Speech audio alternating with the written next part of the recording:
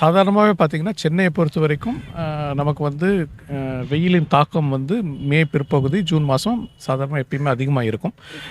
இந்த ஆண்டு பார்த்திங்கன்னா தென்மேற்கு பருவமழை வந்து தென் இந்திய தீபகற்ப பகுதியில் கேரளா கர்நாடகா பகுதிகளில் தமிழகத்தின் மேற்கு தொடர்ச்சி மலை பகுதிகளையும் வந்து அதிக வீரியம் இல்லாமல் இருக்குது. இன்னும் பார்த்திங்கன்னா வந்து கேரளா மற்றும் கடலோர கர்நாடகாவில் வந்து இயல்பிற்கு குறைவான மழை தான் நம்ம பார்த்துருக்கோம். ஸோ நமக்கு தென்மேற்கு பருவமழை காலங்களில் மழை பெய்யாத நாட்களில் வந்து வறண்ட வானிலை நீடிக்கும். வறண்ட வானிலை நீடிக்கும் போது அதே மாதிரி மேற்கிலிருந்து வரக்கூடிய காற்றின் காரணமாக நமக்கு வந்து கடல் காற்று ஊடுருவாது. அதனால் வந்து வெப்பத்தின் தாக்கம் அதிகமாக இருக்கும். மழை பெய்ய ஆரம்பிச்சதுன்னா வந்து உங்களுக்கு காற்றில் இருக்கக்கூடிய ஈரப்பதம் காரணமாக வெப்பத்தின் தாக்கம் குறையக்கூடும். பட் இப்போ பார்த்திங்கன்னா நமக்கு வந்து பெரும்பாலும் வறண்ட மேலை காற்று மிக வலுவாக வீசுது. அதனால் என்ன ஆகுதுன்னா கடல் காற்று ஊடுருவ மாட்டேங்குது.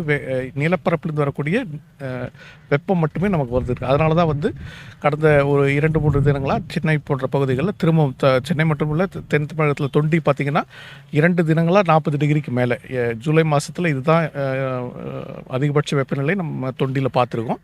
ஸோ பரவலாக தமிழகத்தின் சமவெளி பகுதிகளில் வெயிலின் தாக்கம் அதிகமாக இருக்குது. அதே மாதிரி பார்த்திங்கன்னா உங்களுக்கு வந்து அடுத்த ஒரு வாரத்துக்கு ஒரு வாரம் 10 நாளுக்கு பெரும்பாலும் வந்து வெப்பத்தின் தாக்கம் இதே மாதிரி தான் இருக்க போகுது. தமிழகத்தை பொறுத்த வரைக்கும் இயல்பிற்கு அதிகமாக 2-3 டிகிரி, சில இடங்களில் 4-5 டிகிரி வரைக்கும் கூட வந்து பகல் நேர வெப்பநிலை அதிகமாக இருக்கும். பெரும்பாலும் வறண்ட வானிலை இருக்கிறதுனால நமக்கு வந்து வெப்பசலனம் காரணமாக ஏற்படக்கூடிய மழையின் சான்சஸும் கம்மியாயிடுது. அதனால் என்ன ஆகுதுன்னா வந்து உங்களுக்கு ஈரப்பதம் இல்லாமல் இருக்கிறதுனால மழை மேகங்கள் உருவாக மாட்டேது. அதனால் இந்த வெப்பசலனம் காரணமாக சாதாரணமாக நமக்கு அந்த வெப்பத்தின் தணிக்கக்கூடிய அந்த சான்ஸும் இல்லாமல் இருக்குது. இதுக்கு ஒரு காரணம்னு பார்த்திங்கன்னா எல்னினோ வலுவடையக்கூடிய காரணம். எல்னினோ ஆண்டுகளில் சாதாரணமாக தென்மேற்கு பருவமழை காலங்களில் வந்து மழைக்கான சாத்தியக்கூறு கொஞ்சம் குறைவாக இருக்கும். மேட்டூர் குறிப்பிட்டு சொல்லணும்னா காவேரி நீர்பிடிப்பு பகுதிகளில் இந்த ஆண்டு இயல்பிற்கு மிக குறைவாக மழை பெய்திருக்கு.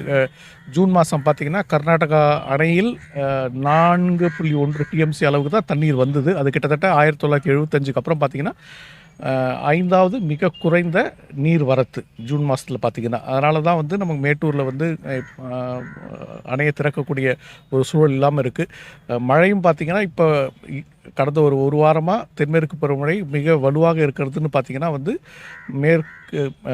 மேற்கு தொடர்ச்சி மலை பகுதி ஒட்டிய பகுதின்னு பார்த்திங்கன்னா கூட மகாராஷ்டிரா, வட கடலோர கர்நாடகாவில் வந்து மழையின் தாக்கம் அதிகமாக இருக்குது.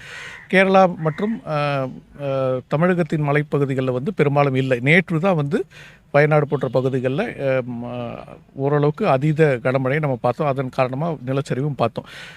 அடுத்த ஒரு வாரம் 2 வாரத்துக்கு வந்து இந்த நிலை தான் நீடிக்க போகுது. ஸோ மேட்டூரை பொறுத்த வரைக்கும் நமக்கு வந்து ஜூலை இறுதி வரைக்குமே வந்து திறப்பதற்கான வாய்ப்பு குறைவுன்னு தான் நான் சொல்வேன். ஏன்னா பெரும்பாலும் வானிலை படிவங்களில் மழைக்கான சாத்தியக்கூறுகள் எதுவும் பெருசாக காட்டலை. அதனால் வந்து கர்நாடகா அணையில் ஓரளவுக்கு நீர் வந்து அதுக்கப்புறம் திறக்கக்கூடிய சூழல்னு பார்த்திங்கன்னா கஷ்டமாக தான் இருக்க போகுது.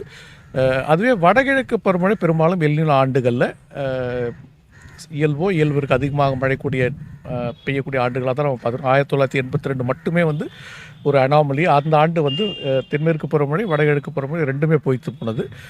ஸோ பெரும்பாலும் பார்த்திங்கன்னா 1997, 2015, 2023 போன்ற ஆண்டுகள் வந்து எல்னினோ ஆண்டுகளில் ஓரளவுக்கு நம்ம நல்ல மழையை பார்த்துருக்கோம். இந்த ஆண்டு வடகிழக்கு பருவமழை இயல்பை ஒட்டி இருக்கக்கூடிய சாத்தியக்கூறுகள் அதிகமாக இருக்குதுன்னு தான் நான் நினைப்பேன்.